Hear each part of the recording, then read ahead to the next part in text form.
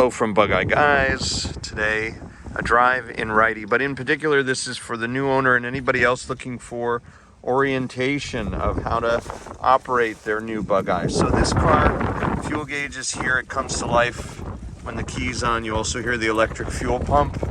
We have the speedo intact. This is the reset for the odometer. I have 0.2, but that's how you operate the trip odometer reset, which is great to verify your fuel gauge settings. So very important to have both working because you can't rely on the fuel gauges for exceptional accuracy. This one works fine. Most of them work fine, but it's good to get to know your car. Sometimes you're out of gas at 1/8 indicated. Sometimes it will go to 0, but by using the trip odometer, you can verify your gas mileage and back into it. You know you have 7.2 gallons.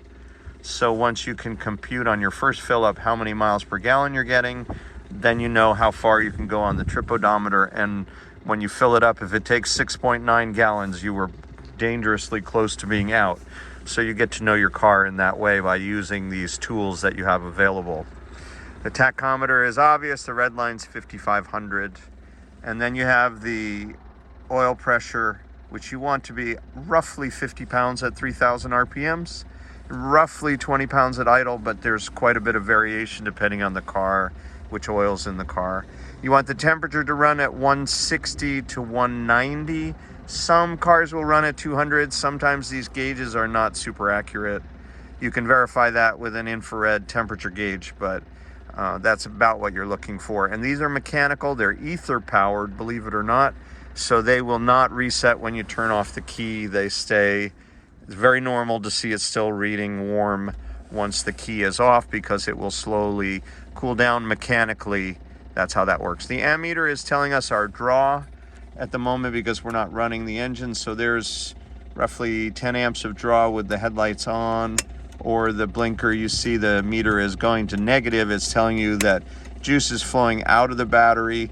When it goes the other way, when we're running, it's juice flowing into the battery. So this is most useful because if you have everything on, you have roughly 15 amps of draw. And if it doesn't come back up to 0, that means your generator's not outputting. So this is a very useful tool. It's an add-on on this car, but it tells us the health of our charging system. So once I start it, I'm now depleting the battery. You'll see the generator work to replace that as this jumps to the positive side when we start the car.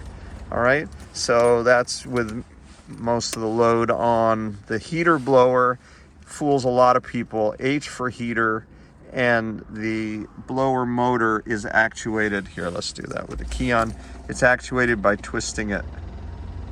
Once you pull this, you're closing the air door and it won't allow you to turn on the heater. So you want that to be, I'll turn off the fuel pump. You want that to be in all the way to use that function of the heater switch.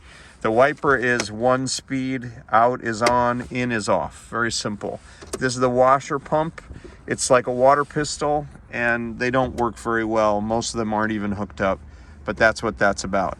The choke is here. You only need that when it's cold, when the car hasn't been run.